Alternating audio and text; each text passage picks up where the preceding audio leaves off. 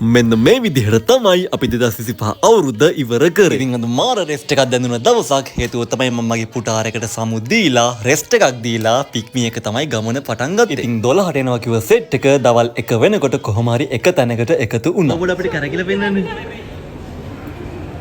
බින්චු. Hi.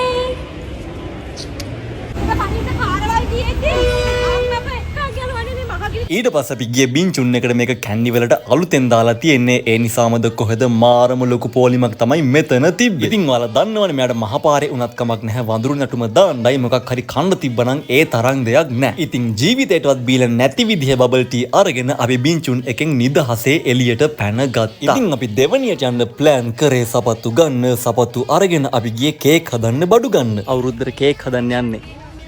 ඉතින් මේ අවුරුද්ද ඉවර වෙද්දී අපිට කෙලවපු උන්ට හැඳි ගෑවිලා යන්න කියලා අපි කේක් එකක් හැඳි ගන්න තමයි මේ ලෑස්ති වෙන්නේ. බය වෙන්න එපානේ බනින්නේ ආදරයට. ගහන්නේ නැතුව ළමයි හදන්න බෑ. දැන් තමයි අපි යන්නේ ආතල්ම කොටසට.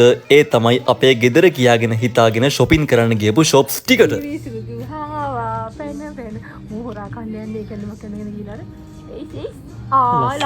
ඉතින් කොහොම හරි මේ පඩත්තර කෙල්ලයි කොල්ලයි මම වගේම ඇඳුම් දෙකක් තෝරගත්තා. මේ වෙලාවට තමයි මට තේරුනේ මට ගෙදරත් එකයි ශ්‍රියානිකත් එකයි කියලා.